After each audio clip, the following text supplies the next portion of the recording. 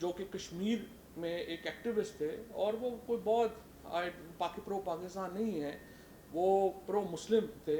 इन्होंने ये किया कि इन्होंने उनकी जो वेबसाइट्स हैं उनका कंप्यूटर हैक किया और उनके कंप्यूटर में डॉक्यूमेंट्स रखवा दी, जो कि बाद में रिकवर की और कहा कि ये पाकिस्तान के लिए काम करता है, और उनको जो है वो जेल भेज दिया। फिर अभी हाल ही में आपने देखा कि 2 चीफ मिनिस्टर्स जो हैं उनको अरेस्ट करके जेल में भेज दिया गया। केजरीवाल साहब को जो है वो सुप्रीम कोर्ट ने छोड़ा। एंटी टेरर लॉज कश्मीर में तो ये बिल्कुल एक रूटीन बन गई है, एंटी टेरर लॉज को इस्तेमाल करना। अपने जो मुखालफ हैं उनके बैंक अकाउंट्स फ्रीज कर दिए कांग्रेस का, जैसे मैंने आपको बताया। मीडिया जो था उसको मजल किया। और अब जो सबसे इम्पोर्टेंट नैरेटिव था, ये कह रहे थे मोदी जी कि हम कोई 6-7% से ग्रो कर रहे हैं, लेकिन इलेक्शंस में जो इनका नैरेटिव था वो बिल्कुल ये नहीं था। वो ये था कि जी जो हिंदूज़ हैं वो शदीद ख़तरे का शिकार है मुसलमानों से।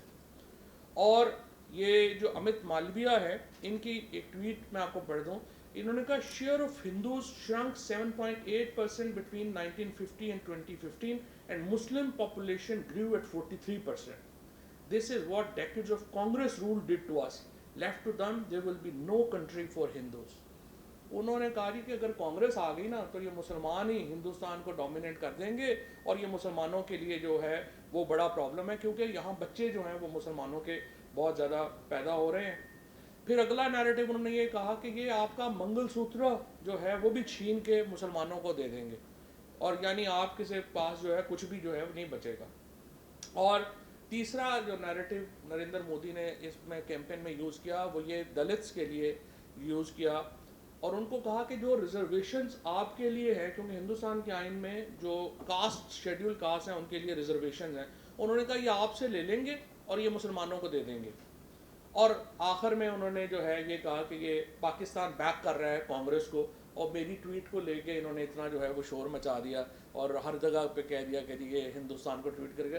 हालांकि पाकिस्तान की हालत ये है, उन्होंने तो हमें 7 महीने के लिए जेल में डाल दिया, और हमारा इस हुकूमत से हमारा क्या लेना देना, और जो हालात हैं वो आपके सामने ही है। लेकिन उन्होंने बहरहाल इसको यूज़ किया कि पाकिस्तान जो है वो कांग्रेस को बैक कर रहा है। और आज जो सबसे बड़ा नैरेटिव था कि ये शेड्यूल कास्ट के जो रिजर्वेशन हैं ये ख़त्म करके ये दे देंगे इनको मुसलमानों को। तो आज जो पहला दिन है आंध्र प्रदेश में जो हुकूमत बनी है उनके अपने अलाइज की, तो उन्होंने सबसे पहले जो 4% जो चंद्रा बाबू नायडू है, आज उन्होंने अनाउंस कर दिया है कि वो 4% कोटा रिजर्व कर रहे हैं मुसलमानों के लिए।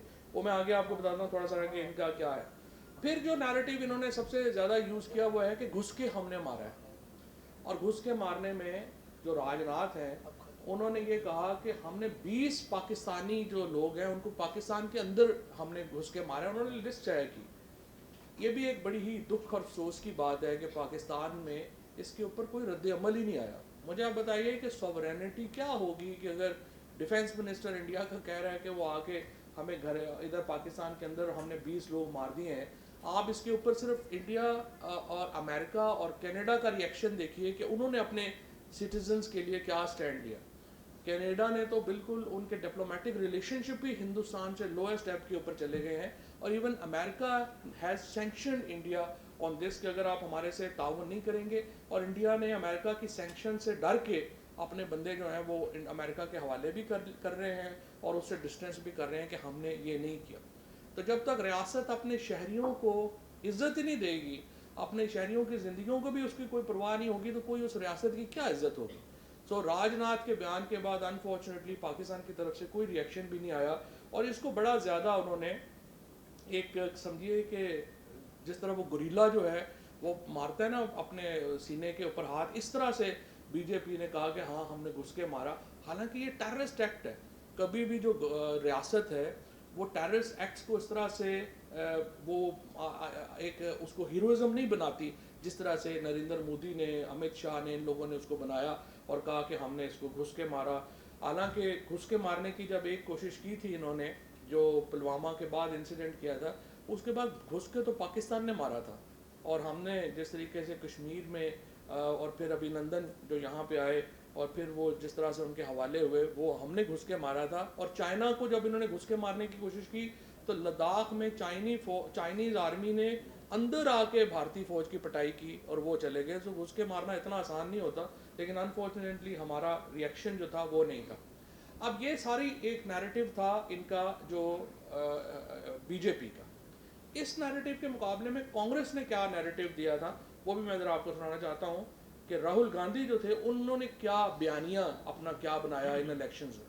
बीजेपी ने राम मंदिर का उद्घाटन किया। आपने उद्घाटन में एक गरीब व्यक्ति का चेहरा देखा? अंबानी दिखे, अदानी दिखे, अमिताभ बच्चन दिखे, नरेंद्र मोदी दिखे, हिंदुस्तान के सारे सारे अरबपति दिखे, किसान दिखा, मजदूर दिखा, बेरोजगार युवा दिखा? आप समझिए, ये नरेंद्र मोदी जी 2-3% के लिए काम करते हैं। ये पूरा ड्रामा जो चल रहा है आपके ध्यान को भटकाने का है। टीवी वाले मिले हुए हैं, मीडिया वाले मिले हुए हैं, अदानी, अंबानी, नरेंद्र मोदी, ये 10-15 लोगों की टीम है और इनका काम आपसे आपका जो जीएसटी का पैसा है वो छीनने का है और 24 घंटे आपके ध्यान को इधर उधर करने का। देखो भैया उधर वो ऐश्वर्या राय नाच रही, वो देखो भैया अमिताभ बच्चन ने डांस मारा, वो देखो भैया विराट कोहली ने चौका मारा, देखो पाकिस्तान में लड़ाई हो गई, वो देखो चाइना में हो रहा है। मगर हिंदुस्तान में कितनी बेरोजगारी है उसके बारे में नहीं बोलेंगे। जीएसटी का पैसा कहाँ जा रहा है उसके बारे में नहीं बोलेंगे। चांदी कट करना उसके बारे में नहीं बोलेंगे। किसान की एमएसपी उसके बारे में नहीं बोलेंगे। ये नैरेटिव था जिसके ऊपर राहुल गांधी ने इलेक्शन जो है वो अपना लड़ा, इकोनॉमिक डिस्पैरिटी के ऊपर। अब वहाँ पे अगर आप देखिए अभी जो अंबानी की शादी, उनके बेटे की जब शादी हुई तो अभी आपने बहुत सारे लोगों ने देखा होगा अंबानी ने अपने बेटे की जो प्री वेडिंग थी यानी शादी से पहले की जो पार्टी की उसके ऊपर 1.5 अरब रुपया इंडियन खर्च कर दिया और पूरी दुनिया से सिंगर्स भी आ गए, तमाशा लग गया। इसी तरह से जो गिदानी हैं उनके जो शेयर्स थे वो इतने ऊपर चले गए। ये जो जिस तरह से अभी इन्होंने राहुल गांधी ने नाम लिए, ये 10-15 लोग थे जो इंडिया की वेस्ट को कंट्रोल कर रहे हैं और यही लोग मोदी को जो है वो बेसिकली पावर कर रहे हैं।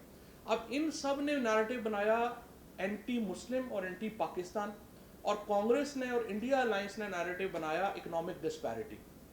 तो ये जो उनका जो नैरेटिव था जो इंडियन वोटर को यहाँ पे बड़ा I must give all appreciation कि उन्होंने ये जो नफरत का नैरेटिव था इसको मुस्तरद किया और इकोनॉमिक डिस्पैरिटी के नैरेटिव को देखा। मसलन मैं आपको छोटी सी मिसाल दूँ, फैज़ाबाद जो है जो कि यूपी में डिस्ट्रिक्ट है और यहाँ पे ही राम मंदिर जो है वो बनाया गया बाबरी मस्जिद को डिमोलिश करके। ये जो हल्का था इसमें जो बीजेपी है वो लाखों वोटों से इस इलेक्शन को हार गई है, एक बिल्कुल आम से कांग्रेस वर्कर से।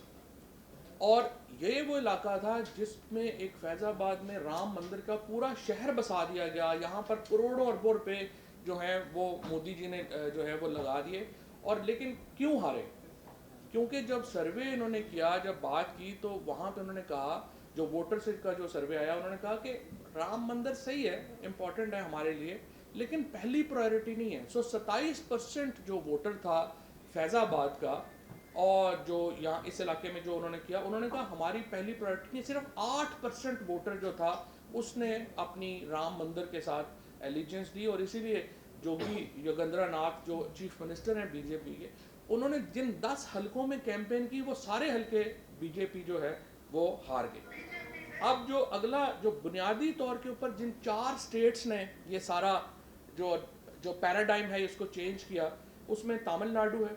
यहाँ पे डीएमके जो इंडिया अलायंस की पार्टी है वो 39 की 39 सीटें जो है वो जीत गई। वेस्ट बंगाल जहाँ पे ममता बनर्जी हैं, बहुत स्ट्रॉन्ग खातून हैं, उन्होंने बीजेपी जो है उसको रोका और सिर्फ 12 सीटों के ऊपर जो है उन्होंने रिस्ट्रिक्ट कर दिया 42 में से।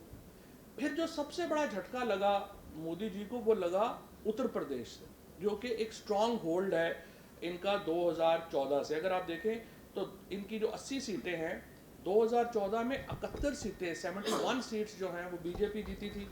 फिर